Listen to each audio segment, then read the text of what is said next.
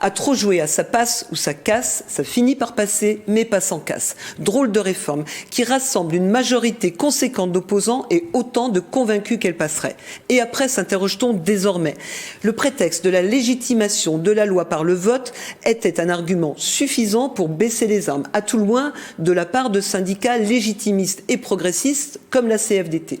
Le passage du 49.3 l'a incité à suivre désormais les plus radicaux comme la CGT vers une intensification de la pression conflictuelle. Force est de constater que du bras de fer engagé, des coûts sont apparus, coûts directs, nés des amendements qui réduisent d'autant les économies attendues de la réforme, coûts indirects, les pertes de salaire de la part des grévistes, coûts d'opportunités, comme ce manque à gagner né de la nécessité de compenser des dépenses imprévues. Et puis, il y a aussi cette perte pour l'économie globale, sauf rattrapage ultérieur. Enfin, il ne faut pas oublier le coût de l'arbitrage intertemporel et intergénérationnel. S'ajoute le constat d'un ressentiment persistant de la part d'une majorité de Français dans les sondages. Convaincus que tout était joué d'avance, ils rejettent toujours cette réforme. Ils n'acceptent pas ce qu'ils jugent inacceptable. Ils laissent leur colère s'installer, incorporant détresse sociale et économique due à une inflation mal maîtrisée. Cette colère est comme la pâte de dentifrice. Une fois sortie du tube, elle n'y retournera pas.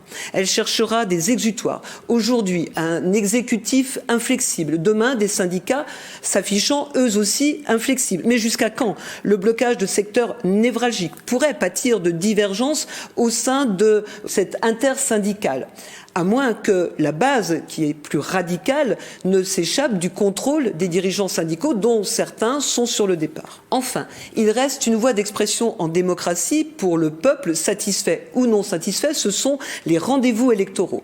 À l'affiche du cycle électoral naturel, les élections intermédiaires, comme les européennes de juin 2024 ou encore les municipales de 2026. Elles seront l'occasion d'envoyer un premier message, de régler des comptes par attribution de responsabilité avant la présidentielle de 2027. Un vote sanction n'est pas à exclure à destination du sortant. L'électeur, en théorie, ce dieu de vengeance et de récompense, pourrait très bien tenir rigueur au gouvernement et au président d'un passage en force de cette réforme des retraites. Et ceci ferait les affaires de l'opposition, à tout le moins du Rassemblement national et de la gauche, qui pourrait aussi prendre l'occasion de proposer une abolition des 64 ans comme un argument de campagne électorale en 2027. Reste la droite, qui, s'attribuant à juste titre la paternité de cette réforme, a toujours annoncé qu'elle soutiendrait et voterait la réforme par cohérence avec ses convictions, sauf certains frondeurs. Son sort est néanmoins plus difficile à anticiper. Il va dépendre de l'impression qui dominera dans le jugement des Français. Deux hypothèses sont possibles. Il y a d'une part une reconnaissance, à moins que ce ne soit une déception. Tout dépendra aussi de la trace mnésique plus ou moins forte des ressentis, à laquelle peut s'ajouter l'apparition d'un possible effet d'asymétrie du blâme où ce qui déplaît l'emporte sur ce qui plaît. Mais finalement, la période la plus difficile n'est peut-être pas celle de la lutte, mais bien celle de l'après qui démarre aujourd'hui.